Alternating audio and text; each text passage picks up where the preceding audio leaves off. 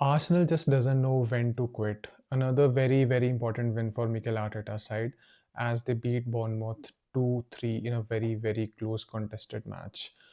और अगर सबसे इम्पॉर्टेंट चीज़ हम देखें इस मैच में तो वो ये चीज़ थी कि उसके पास जो स्क्वाड डेप्थ है ना आर्टेटा के पास वो हमेशा हमेशा पॉइंट्स लेके आती है आर्सेनल के लिए।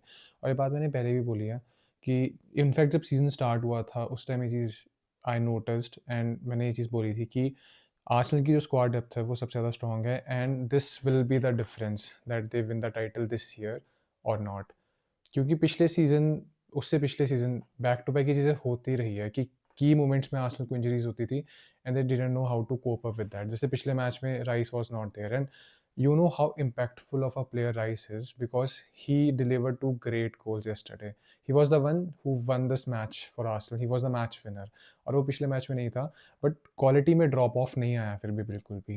And speaking of drop off in the quality, Saka was rested and Madueke को चांस मिला था उसकी जगह to start and he performed really well for the 60 minutes that he was in the match.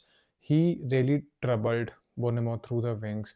Dribbling बहुत ज़्यादा सही थी, he was creating chances और जो फर्स्ट गोल आया गेब्रियल का जो इक्वलाइजर था वो भी उसकी ब्रिलियंस की वजह से आया था। एंड जो सिटी ने अभी तक टाइटल जीते ना ओवर द ईयर्स, ये चीज़ हमेशा उसमें देखी गई है कि अगर कोई प्लेयर खेल रहा है, वो बहुत ज़्यादा ओवर रिलायबल नहीं है किसी प्लेयर के ऊपर। ऑफ कोर्स अब हालैंड है, लेकिन उससे पहले की जो पिक्चर थी वो ऐसी थी कि मिडफील्ड में कोई प्लेयर है या किसी भी पोजीशन में ऐसा प्लेयर है, अगर वो नहीं खेलता है, उसको इंजरी हो जाती है, तो so the other player who is coming उसकी जो लेवल्स है परफॉर्मेंस के वो सिमिलर रहते हैं, which was the case with Madueke also. And Saka को इम्पोर्टेंट रेस्ट मिल गया क्योंकि ये फेस्टिव सीज़न है और बहुत सारी गेम्स खेलनी है आर्सेनल को, मोमेंटम उनके पास है। Also Declan Rice, one of the best midfielders in the world and perhaps best in England in his own position. He was the one who took the match away from Bournemouth after two very, very good finishes. साका ने assist किया था third goal के लिए, second goal के लिए it was Martin Odegaard there captain and he is in a great great form since his return from his shoulder injury. उसके बाद से ग्लिम्पसेस आए हैं, चांसेस क्रिएट किए हैं। इनफैक्ट जो थर्ड गोल था उसके लिए भी की पास ओडेगार्ड ने प्रोवाइड किया था and now he is showing why he is the best passer in this Arsenal's team. Proper weighted pass for Rice to finish off and ये बहुत इंपॉर्टेंट गोल थे जो दोनों ने स्कोर किया है क्योंकि Bournemouth almost came back in the match. और बोर्नमouth का एक प्लेयर है यार सिनेसी, उसकी passing range is so good. long diagonal balls, over the top balls, spreading the pass, threading the midfield. Everything was so good from him yesterday. जब बोर्नमouth के पास possession थी तो Arsenal was sitting and they were defending by 4-4-2। 4-4-2 इसीलिए क्योंकि दोनों wings में एक wing में मार्टिनेली था, दूसरे विंग में मेडुइके। तो जब भी वो बॉल जीतते थे तो दोनों विंगर्स स्प्रेड कर देते थे एरिया, जिसकी वजह से बहुत ज़्यादा चांसेस क्रिएट हो जाते थे और बहुत ज़्यादा नंबर्स थे फाइनल थर्ड में आर्सेनल के पास and they kept on attacking. बहुत ही अच्छा मैच था, back and forth it was. और अब आर्सेनल के पास एक कमांडिंग लीड है, 6 पॉइंट्स की लीड सिटी के अगेंस्ट एंड ये चीज़ बहुत क्लियर है। अगर 3 से ज़्यादा पॉइंट्स की लीड रहेगी going down to the final 2 और 3 मैचेस ऑफ द सीजन, तो there is such a good chance that Arsenal might end up winning the premier league title after 21 years and it is there for the losing now. वो फिर से वो चीज़ लग रही है, they are back in form, everyone is performing. Gabriel had a horrendous decision जो उसने वो पास किया था इवानल्सन को to for him to score and this has happened twice but उन दोनों मैचेस में he was the one who scored. Against Newcastle he scored the winner and यहाँ पे ही स्कोर्ड द इक्वलाइजर। तो ही वो अमेंड्स इमीडिएटली कर लेता है कि हाँ ठीक है, then he commands the defence. Rice is the one, जो भी अच्छी चीज़ें हासिल की जाती है मिडफील्ड से वो सब राइस के थ्रू होता है।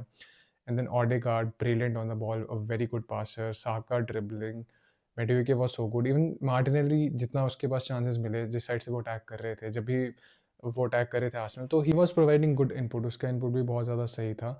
और आज सिटी एंड चेल्सी का मैच है, मैनेजर लेस चेल्सी।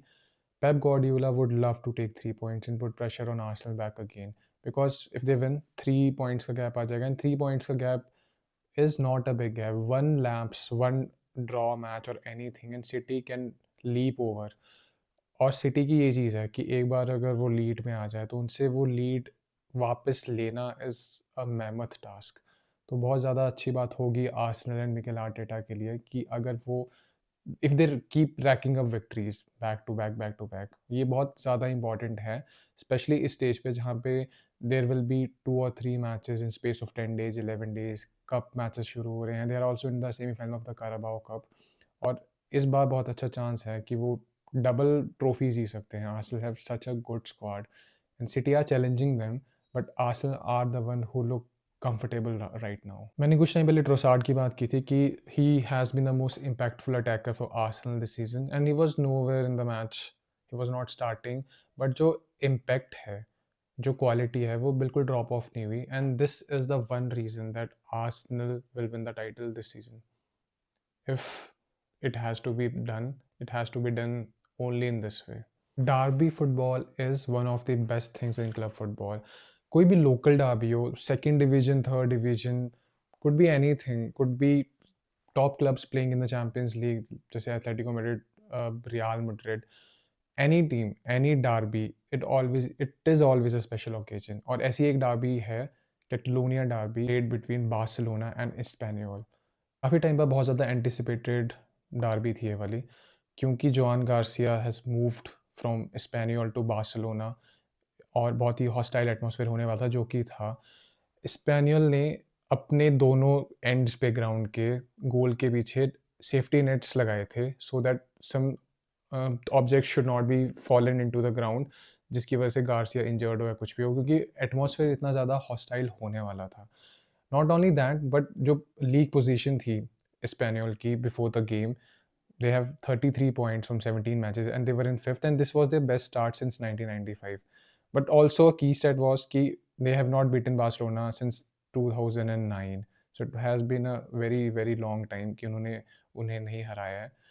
और John Garcia had to be the headline maker इस मोमेंट पे। He has delivered his best Barcelona performance till date. Especially there were 2-3 such a great save which were goal bound, but he was fixed to get that clean sheet कि कुछ भी हो जाए, he would not concede against Espanyol. Going against your former club जहाँ पे आप as a 15-year-old kid गए थे and then you were representing them in the club level at the top level also, going to that hostile atmosphere, it takes guts and mental courage to go and perform like that, and he did that. And if not for him, Barcelona could have easily been beaten, या वो match draw भी हो सकता था. The way Espanyol was creating chances, the game was going very smooth for Espanyol, क्योंकि उनको जो Barcelona उनको उन्होंने लिमिट किया हुआ था। और बहुत ज़्यादा ऐसा नहीं था कि बार्सिलोना ने कोई चेंजेस किए थे, बहुत ज़्यादा फ्रेश स्क्वाड से खेल रहे थे वो। Raphinha was there playing the number 10 role, Yamal was there, and Ferran Torres, who is in such a good form, everyone was there. Rashford started. Rashford ने बहुत ज़्यादा अच्छा खेला अभी तक since his loan move from Manchester United. He has been very very impactful. तो वो चीज़ थी कि हाँ, Barcelona had enough in their arsenal to go and get the victory, but it was Espanyol who was constantly threatening, especially from counters, क्योंकि Barcelona high line खेलती है। And वो match, और ये मैच जहाँ भी ड्रॉ की साइड ही रहा था, it was heading to the draw. 60-70 minutes तक कुछ ऐसा लग भी नहीं रहा था। इनफैक्ट लिमिट किया हुआ था स्पेनियोल ने बार्सिलोना को, बहुत ज़्यादा फ्री फ्लोइंग फुटबॉल नहीं होता है, फिर बहुत ज़्यादा ओपन चांस क्रिएट नहीं हो पा रहे थे बार्सिलोना की साइड से। एंड देन हैंसी फ्लिक ने अपने सब्सटीट्यूशंस किए। Olmo was brought on, Fermin Lopez was brought on, Lewandowski and Pedri was there. उसके बाद से tempo of the game changed, Pedri was controlling the game, काफ़ी ज़्यादा इम्पैक्टफुल था। Fermin Lopez was creating chances left and right थोड़े बहुत, but then he also contributed for the second goal, which was a safety net for Barcelona. For he laid the ball to Lewandowski, who scored brilliantly. जो mind use किया ना वो centre forward वाला, कि एकदम से चिप कर दिया क्योंकि स्लाइडिंग टैकल आ रहा था। Lewandowski is a generational striker and almost scored such a spectacular goal, such a great goal, a goal to win any derby in world football, a proper curl, और कोई chance ही नहीं था। And this is how you score an opener. Hansi Flick has that momentum now, उसके पास bench इतना strong है, players are in form. Barcelona have won 9 league games on the bounce, and they are 7 points ahead with Real playing Betis, who are also riding high on sixth position. तो ये easy chance नहीं होगा for Real Madrid by any stretch of imagination to challenge Barcelona or to take them to the final days of the season to push them. क्योंकि Mbappe भी injured है, and how Real will do without him, it is a questionable thing. And Betis is not an easy team to beat. Real will have to play very very good.